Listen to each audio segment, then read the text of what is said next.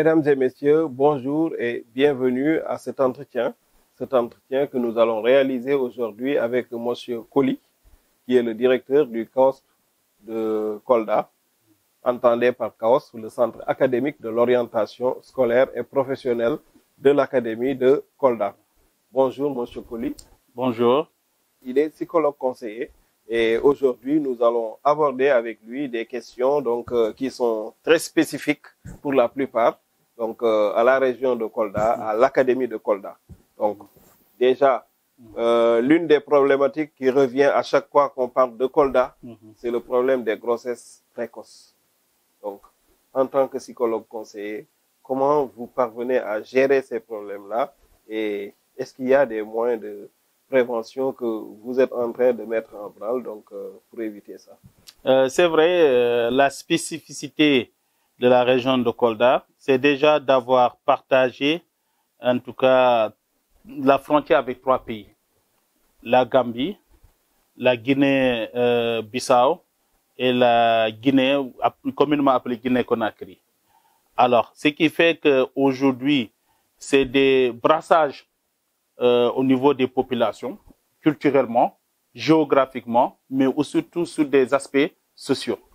Ce qui fait qu'aujourd'hui, les réalités propres à la société ou bien à la région de Kolda sont assez particulières. Déjà, on a l'habitude de constater que les enfants sont donnés très tôt en mariage. Donc, le phénomène de mariage précoce est une réalité.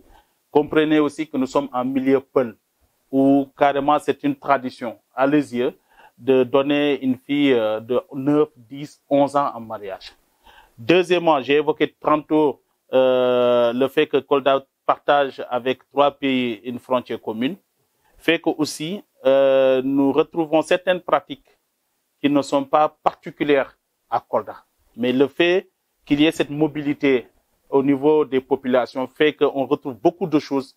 D'ailleurs, si on interroge l'histoire de Kolda, on vous dira que c'est pas habituel, c'est pas commun, en tout cas à Kolda. Alors, il s'y trouve aussi que c'est l'une des régions les plus pauvres du Sénégal, la deuxième sinon après Matam, qui est la plus pauvre. Donc, la plupart de ces enfants, surtout les jeunes filles, sont en situation de vulnérabilité. Vulnérabilité qui se retrouve à l'école, vulnérabilité qui se retrouve dans la société, en communauté, vulnérabilité aussi qui a un visage économique. Parce qu'on sait que c'est une région pauvre. Et vivant dans une famille pauvre, souvent les filles ne sont pas protégées. Elles sont beaucoup plus exposées, en tout cas, aux dangers, que ce soit à l'école, que ce soit au niveau de la société. Alors, ce qui fait que chaque année, nous, en tant qu'acteurs du système éducatif, nous, en tout cas, recueillons beaucoup de jeunes filles qui sont victimes de violences, surtout les grossesses précoces ou bien les mariages précoces. C'est un peu le contexte auquel, en tout cas, s'articule cette problématique de grossesse grossesse précoce dans la région de Kolda. Effectivement. Maintenant, après avoir recueilli ces jeunes filles, comment vous parvenez à accompagner ces jeunes filles? Alors, heureusement que depuis quelques années, dans le cadre de la protection des enfants en situation de vulnérabilité, dans chaque département, on a ce qu'on appelle les CDPE, les comités départementaux de protection de l'enfance. Alors, dans ces CDPE, on a pu élaborer, stabiliser ce qu'on appelle les outils, en tout cas le schéma de prise en charge. Un enfant, par exemple, un élève, disons une élève qui est victime de grossesse précoce, qu'elle soit signalée par l'établissement ou bien par la communauté, l'enfant souvent est amené dans un premier temps à l'hôpital, ou bien au poste de santé, ou bien à l'inspection médicale des écoles qui s'occupe de la santé des élèves. Alors, le constat est fait avec une confirmation de la grossesse. On sait combien de mois ou bien de semaines par rapport à la grossesse. Ensuite, on essaie de voir si parce qu'en fait, c'est des mineurs, donc on ne peut pas parler de consentement. Alors, après avoir stabilisé l'enfant au niveau médical, on enclenche ce qu'on appelle la procédure juridique. Parce qu'on ne peut pas laisser passer. C'est des enfants mineurs qui n'ont pas à donner le consentement. Et là, nous activons le service qui est l'AMO, l'action éducative en milieu ouvert, qui s'occupe des aspects juridiques, pour voir est-ce que c'est un détournement, etc., etc., même s'il n'y a pas consentement de l'enfant. Alors, maintenant, à partir de l'AMO, souvent, il y a une procédure judiciaire qui est déclenchée avec la police pour rechercher l'auteur de la grossesse. Après, on nous amène l'enfant pour une stabilisation psychologique et psychosociale. Tous les cas de viol au niveau de la région de Kolda, tous les cas de grossesse précoce au niveau de la région, qui sont connus, je dis bien qu'ils sont connus, passent par le CAOSP. Justement, cette stabilisation sociale, psychosociale, on va dire. Donc, déjà, c'est pas facile. Non, non, non, c'est pas facile. Souvent, vous tombez sur des cas, je dirais, désespérants. Parce que c'est des filles de 9 ans, 11 ans qui sont en état de grossesse, qui ne sont même pas conscientes, ces filles, de leur situation. Souvent, les auteurs ont fui. Souvent, les familles sont désemparées. Double sanction, parce qu'elles quittent l'école, même s'il y a des textes qui ont permis que l'enfant reste le plus longtemps ensuite de reprendre. Mais souvent, elles vont perdre 2 années d'études. Parce que c'est des filles issues de familles pauvres. Elles n'auront pas, en tout cas, une personne qui pourra, en tout cas, le garder leurs enfants. Elles sont obligées de rester jusqu'à ce que l'enfant puisse être assez autonome. 2 ans perdus. Souvent, elles n'ont pas le courage pour revenir à l'école. L'autre peine, c'est que, en fait, c'est le vie prématurément qui est gâché. Qui est gâché. Elles sont la risée de la société, de la communauté. Elles deviennent des objets sexuels de la communauté. Elles sont sans réponse par rapport à certaines interrogations. Et j'ai l'habitude de dire comment peut-on concevoir un enfant qui enfante un enfant, un enfant qui éduque un enfant. C'est une aberration, mais malheureusement, c'est ce que nous voyons le plus souvent ici à Kolda. Et souvent, c'est ancré dans les mentalités. Avec l'apport des ONG, nous essayons d'éradiquer ça. Mais ce qui est certain, la prise en charge psychosociale, elle est difficile et elle est longue. C'est des cas qui nécessitent 3 ou 4, voire 5 entretiens. Et souvent, c'est très difficile. C'est très difficile vraiment de les prendre correctement en charge. Justement, à ce propos, on a vu pratiquement qu'il y a beaucoup d'argent et beaucoup de personnes qui se mobilisent autour de ça, mais les résultats tardent à se faire voir.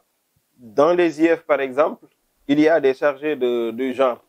Dans les IA, il y a les chargés du genre. Il y a les ONG qui viennent. Il y a des projets comme le GEP, donc des clubs comme le GEP qui luttent contre ça. Donc, mais on tarde à voir les résultats, ou bien vous voyez les résultats. Non, les résultats, parce que les indicateurs nous montrent que carrément, il y a un changement de comportement qui se fait. Mais c'est pas encore suffisant. Vous savez, cette question de la sexualité précoce qui induit des grossesses précoces, ou qui induit des mariages d'enfants, en tout cas, peuvent s'expliquer à partir de facteurs socioculturels. Comme je l'ai dit tantôt, c'est une région avec, en tout cas, une forte prégnance culturelle par rapport au mariage, par rapport à la sexualité. C'est pas facile de changer, en tout cas, des postulats à partir desquels tout s'est construit, en tout cas, au niveau culturel. Alors, il faut beaucoup de sensibilisation, il faut beaucoup de discussions, d'arrangements au niveau de la communauté. Mais, vous savez, moi, je crois à l'éducation par la génération, par les pères. Moi, j'ai toujours dit que, au lieu, la plupart des ONG, malheureusement, interviennent directement au niveau de la communauté, interviennent au niveau des parents. On voit que j'allais vous demander, avec toutes ces entités-là qui s'agitent autour de cette problématique, est-ce qu'il y a un link entre ces entités-là? Pourtant, souvent, si ces ONG, quand elles viennent nous voir, si elles nous posent la question de savoir comment faire, on le dit souvent, c'est bon d'aller frapper à la porte d'entrée du chef de village, des parents. Mais vous oubliez que les principaux acteurs de cette sexualité, ce sont les élèves, ce sont les jeunes eux-mêmes. Alors, essayons d'éduquer les enfants à une sexualité responsable. La sexualité responsable, c'est quoi? Leur donner le maximum d'informations par rapport à la sexualité, à leur statut d'adolescent, à des questions de société. Alors, si on éduque ces enfants, hommes et garçons, à cela, ces jeunes élèves qui sont à l'élémentaire, au moins, si ces personnes, ces jeunes élèves, de façon globale, surtout les jeunes filles, perçoivent l'intérêt de mieux comprendre leur sexualité, de mieux comprendre les conséquences, en tout cas, de leurs actes, demain, on aura, en tout cas, des parents responsables qui vont ni exciser, ni donner en mariage précoce leurs enfants et mieux communiquer avec leurs enfants. Parce que cette question de communication, elle manque dans les familles. Parce que tout à l'heure, vous l'avez dit, c'est un problème aussi qui est un peu culturel. Donc, et malheureusement, cette communication, est-ce que déjà la culture, donc, qu'on a ici, est-ce qu'elle accepte cette culture-là? Parce que il est peut-être facile d'en parler à une jeune fille de 9 ans ou de 10 ans qui est mariée. Mais une jeune fille de 9 ans ou de 10 ans qui n'est pas mariée. Et pourtant, il le faut. C'est toujours évident. Et pourtant, il le faut. Malheureusement, c'est pas seulement à Kolda, mais de façon générale au Sénégal, c'est rare de voir des parents parler de sexualité à leurs enfants. Alors, malheureusement, nos cultures ne nous permettent pas. Les personnes qui le faisaient, c'était les badianou ou bien les tontons. Mais malheureusement, ça n'existe plus. L'éclatement des familles ou bien la nucléarisation des familles fait que aujourd'hui, les couples ne sont pas encadrés. Cette communication se manque. Et souvent, j'ai une théorie par rapport à cela. J'ai dit, il suffit une journée dure 24 heures. Ne serait-ce que 10 heures de temps, ou bien 10% du temps que dure la journée. Si on communiquait seulement 10%, on allait régler. 10%, c'est 2 heures, 3 heures de temps de toute la journée.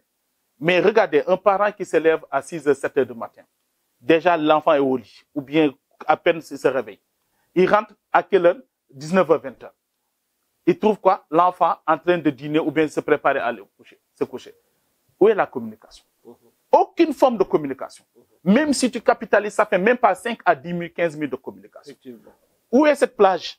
Où est ce moment où il va parler? Le samedi, dimanche, l'enfant collé à son smartphone, aux réseaux sociaux. Si l'enfant n'a pas cet accompagnement, cette écoute, cette oreille attentive qui peut l'aider à résoudre des questions, mais il va trouver ses réponses chez Monsieur Google, qui est là, qui de façon indifférente donne des réponses à toutes questions, sans tenir compte de cette espèce. Qui ne fait pas nécessairement un tri. C'est ça. Google est là. Malheureusement, les enfants s'informent, s'éduquent, communiquent des questions relatives à la sexualité avec des pères. J'ai tel problème. Qu'est-ce que tu en penses? Attends, je vais appeler telle copine qui a eu tel problème. Tape sur Google. Google va te donner des réponses. Ou sur YouTube. Voilà. Donc, de plus en plus, on a vu donc que YouTube se substitue donc aux gens comme Abdoulaye Koli, qui sont là chargés donc de ça. Et vous touchez beaucoup d'autres problématiques. C'est ça le problème. Certainement, on aura le temps d'y revenir. C'est ça. Donc, je vous rappelle, mesdames et messieurs, que nous sommes avec monsieur Abdoulaye Koli, qui est le directeur du Centre académique de l'orientation scolaire et professionnelle de Kolda. Donc, mais à Kolda, il n'y a pas que ce problème donc des grossesses précoces.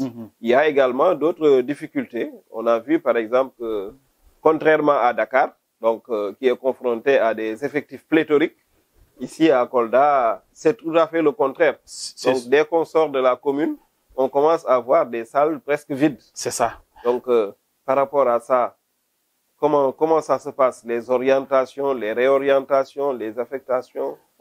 C'est un problème assez préoccupant à Kolda. Dans certaines zones rurales, on a construit ou bien on a érigé beaucoup de lycées, beaucoup de CM, mais avec des capacités d'accueil assez satisfaisantes, mais le nombre d'élèves, l'effectif pose problème. Vous prenez la zone de Médina-Foula, qui fait 2 fois la région de Thiès. Vous vous rendez compte, 2 fois la région de Thiès, mais avec des effectifs assez dérisoires. Alors, souvent, c'est des zones à faible densité de population. Ensuite, c'est des zones où l'école n'est pas trop valorisée. Ça peut être un des facteurs explicatifs. Des zones frontalières avec la Gambie et la Guinée, de telle sorte qu'il est plus facile de commercer ou bien d'aller, en tout cas, se réaliser dans ces pays qu'au Sénégal. Troisièmement, maintenant, c'est une zone de départ. c'est une zone d'immigration. Beaucoup de jeunes quittent ces zones pour aller en Libye ou bien à traverser en tout cas la Méditerranée pour aller en Europe. Ah bon. Et vous avez des chiffres par rapport à non, ça? Non, il suffit de voir le nombre de décès. Ça dit qu'aujourd'hui, c'est pas pour rien que l'OIM s'est installé à Kolda et s'occupe de ces questions de migration. Beaucoup de jeunes quittent et souvent, c'est des jeunes qui ont fait l'année scolaire. En pleine année scolaire, ils quittent. Soit après la première composition, ils n'ont pas la moyenne, soit ils ont des difficultés. Vous vous rendez compte, difficultés de s'inscrire. Ils arrêtent les cours, ils vont couper du bois, ils ont de l'argent, ils s'en vont. De telle sorte que c'est une zone dépeuplée.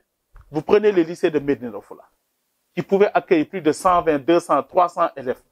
Peine à avoir en termes d'orientation, même 50 à 40 élèves. Parce que les effectifs sont assez faibles. Okay. Nous, à ce niveau, on n'a pas un problème d'orientation. Et c'est un lycée qui polarise, par exemple, combien de CM? Bon, qui peut polariser 6 à 7 CM. Et ils ne parviennent pas à avoir un effectif de 50? Non, quasiment. Et ça pose problème. Ça pose problème. Et du moment où aussi il y a des réalités, la motivation, et il y a, par exemple, à Médina-Foula, un problème de tutorat. Souvent, c'est des parents qui vous disent que j'ai pas de tuteur à Médina-Foula. Et c'est des zones très distantes. C'est pour vous dire l'étendue du département, qui peut faire 2 fois la région de Thiès. Imaginez les distances. Entre le chef-lieu de département Médina-Foula et un village, il peut avoir une distance de 15 à 20 km 30. L'enfant ne peut pas le faire aller-retour. Donc, il est obligé d'avoir un tuteur. Alors qu'il y a un problème de tuteur à Médina-Foula. Ce qui fait que vous orientez, même le peu d'élèves que vous orientez à Médina-Foula, dès qu'on veut en tout cas quitter pour trouver ailleurs. Parce qu'il y a un problème de tuteur. Donc, ça pose en tout cas un problème d'ajustement, de prise en compte de beaucoup de facteurs. Vous partez ailleurs aussi, c'est la même chose, vers le Vélingara, vers la frontière. Ou bien, le phénomène le plus prégnant, c'est des villages qui ont des antécédents historiques, qui sont distants de 3 à 4 km. Mais un parent te dit que mon enfant n'ira pas dans ce village parce que nous ne nous entendons pas, il ne peut pas boire de l'eau là-bas, il ne peut pas manger là-bas. Si vous maintenez mon enfant là-bas, il va abandonner l'école. Voilà le dilemme auquel nous, en tant que techniciens de l'orientation... Comment vous faites pour contourner tous ces problèmes? On tient compte de ça. On tient compte de ces spécificités. On l'expose à l'IA. L'IA dit qu'on est obligé de faire vivre les lycées. Il faut maintenir. Maintenant, ces cas, on essaie de sensibiliser lors de nos tournées. On informe les APE, les associations de parents de les AME. On les explique l'intérêt. Par exemple, je vais prendre un cas concret. Cette année, on a érigé le CEM de Parumba en lycée. Alors, cycle long. Imaginez maintenant des villages qui sont à 3-4 km qui te disent que non, le village de Parumba, en tout cas, a eu un différend avec notre village il y a quelques années. On ne peut pas accepter. Je dis non. Le préfet vous avait averti, le sous-préfet a tenu un comité départemental ou un comité, etc. pour vous dire, je suis obligé, débrouillez-vous. Mais quand je dis débrouillez-vous, je suis obligé de tenir certaines... Quand il y a des résistances, nous, c'est la centralité de l'élève. Effectivement. On est obligé de voir le cas là. Si c'est un cas avéré, vraiment il insiste, on prend l'enfant, on l'amène ailleurs. Parce qu'il ne va pas de notre intérêt que l'enfant sorte du système. Alors, c'est des questions qui sont là. Peut-être au niveau central, ils ne sont pas au courant en créant des lycées de proximité ou des CEM de proximité, mais c'est des problèmes propres à l'histoire de la région, propres à la région, que nous, en faisant ce travail, on est obligé de tenir compte. C'est pas facile, mais c'est notre mission et on est obligé de le faire avec intelligence. Vous l'avez dit, donc, vous êtes obligé parce que c'est votre sacerdoce. Donc, nous sommes obligés également parce que c'est notre sacerdoce. Nous en avons fait un sacerdoce. Donc, on est obligé donc d'aller à Kolda, d'aller partout pour aider les jeunes à s'insérer au niveau du système éducatif, à rester dans le système éducatif et à réussir dans ce système éducatif. Pour aider également les décisionnaires donc à prendre les décisions qu'il faut donc pour vraiment améliorer ce système éducatif. Mesdames et messieurs, nous vous remercions. Donc c'était un entretien avec monsieur Abdoulaye Kouli, je le rappelle, qui est le directeur du Centre académique de l'orientation scolaire et professionnelle de Kolda. Donc, nous remercions aussi M. Abdoulaye Kouli, nous remercions l'IA de Kolda, nous remercions le gouverneur de Kolda, nous remercions toutes les autorités donc de Kolda de nous avoir accueillis dans leur ville. Donc, et prochainement, ce sera dans une autre région, dans une autre académie ou bien dans une autre IF. Donc, pour toujours parler des problèmes de l'école sénégalaise.